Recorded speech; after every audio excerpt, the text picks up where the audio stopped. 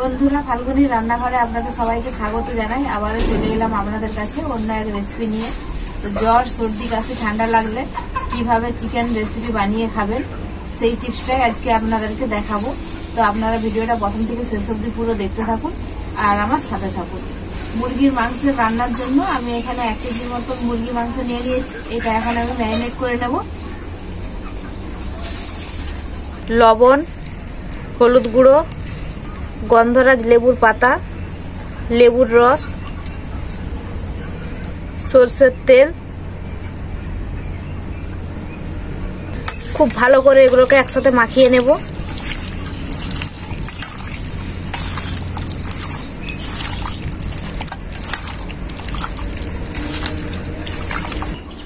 মাংসটা আমার খুব ভালো করে ম্যারিনেট করা হয়ে গেছে। এটা আমি এখন কিছুক্ষণের জন্য ঢেকে রেখে দেবো।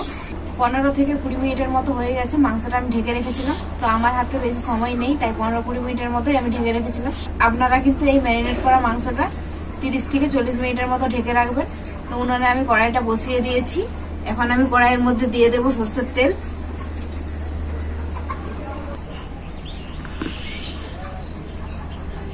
তেল খুব ভালোভাবে গরম হয়ে গেছে। এর মধ্যে আমি দিয়ে দেব তেজপাতা, এলাচ আর দারুচিনি, আর দেব গোটা জিরে,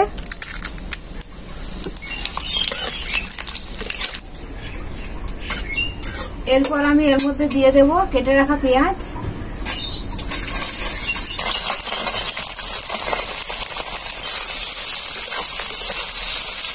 পেঁয়াজটা তাড়াতাড়ি গলে যাওয়ার জন্য এর মধ্যে আমি দিয়ে দেবো লবণ অল্প করে।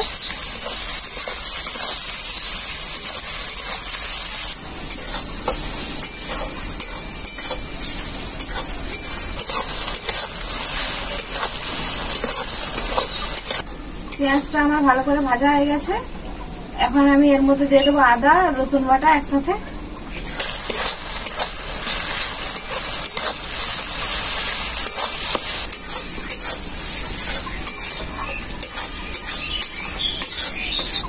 পেঁয়াজের সাথে আমি আদা রসুনটাও খুব ভালো করে ভেজে নিয়েছি।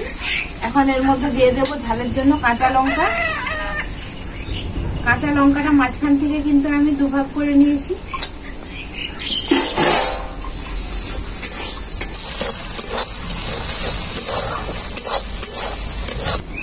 এরপর আমি এর মধ্যে দিয়ে দেবো টমেটো পেস্ট,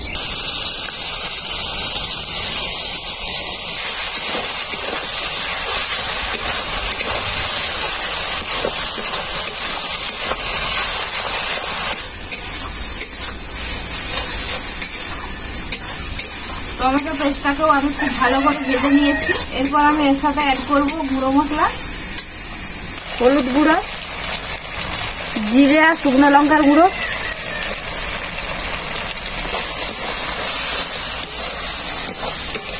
মশলাটাকে ভালো করে কষানোর জন্য অল্প একটু জল দিয়ে দেবো এর মধ্যে।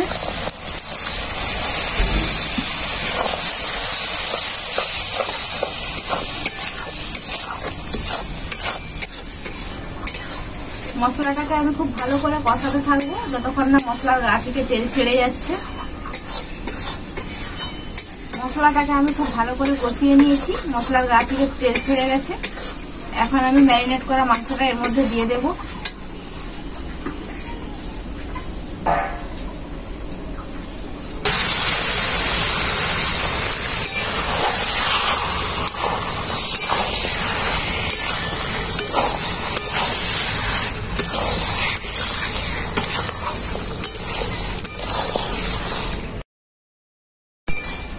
মাংসটাকে আমি খুব ভালো করে কষাতে থাকবো যতক্ষণ না মাংসের গা থেকে তেল ছেড়ে যাচ্ছে, ততক্ষণই মাংসটাকে কষাতে হবে খুব ভালো করে।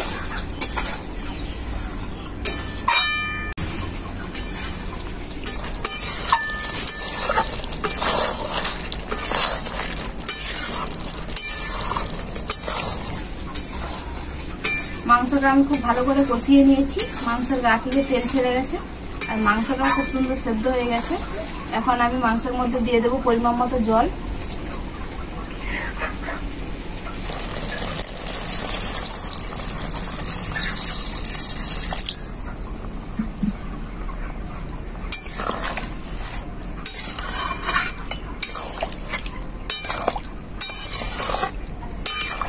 এরপর আমি আমি মাংসটা কিছুক্ষণের জন্য ঢাকা দিয়ে খুব ভালো করে ঝোলটাকে ফুটিয়ে নেব।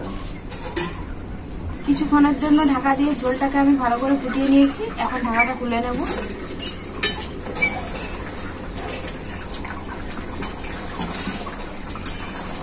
ঝোল অনেকটাই কমে এসছে, খুব ভালো করে ঝোলটা ফুটে গেছে।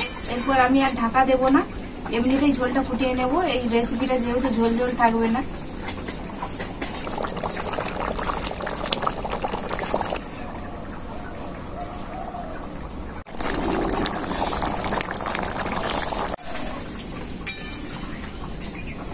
ঝোলটা অনেকটাই কমে গেছে, গ্রেভি গ্রেভি মতো হয়ে গেছে। এখন আমি সবশেষে দিয়ে দেবো গরম মশলা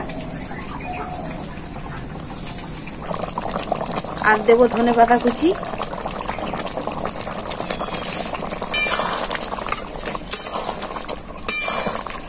চিকেনের এই রেসিপিটা পুরোপুরিভাবে এখন রেডি। এখন আমি এটা নামিয়ে নেব।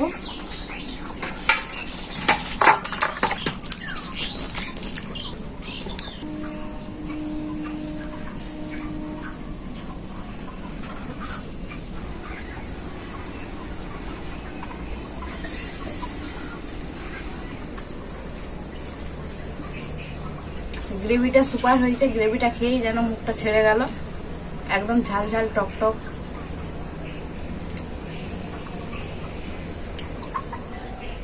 এরকম মুরগি মাংসের গ্রেভি থাকলেই অনেকটা ভাত খাওয়া হয়ে যাবে।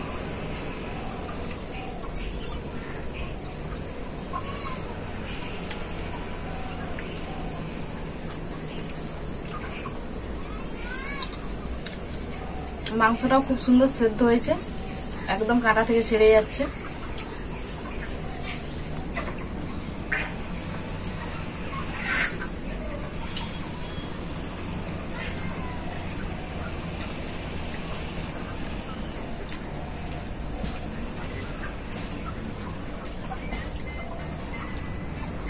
একদম সুপার হয়েছে, নিজেই রান্না করেছি, নিজেই বলছি। তো এই ঠান্ডার দিনে আপনারাও এরকম ভাবে চিকেন রান্না করে খাবেন, খেয়ে দেখবেন। খেতে কিন্তু খুবই ভালো লাগবে আর অনেকটাই ভাত খাওয়া হয়ে যাবে, বুঝতেও পারবেন না। আপনারা এভাবে বাড়িতে বানিয়ে খেয়ে আমাকে কমেন্ট করে জানাবেন চিকেনের এই রেসিপিটা কেমন হয়েছে। ভিডিও ভালো লাগলে লাইক শেয়ার সাবস্ক্রাইব অবশ্যই করবেন। প্রতিদিনের মতো আপনাদেরকে বলছি, আপনারা ভালো থাকবেন, সুস্থ থাকবেন, নিজেদের খেয়াল রাখবেন। আবার দেখা হবে পরবর্তী ভিডিওতে নতুন কোনো রেসিপি নিয়ে।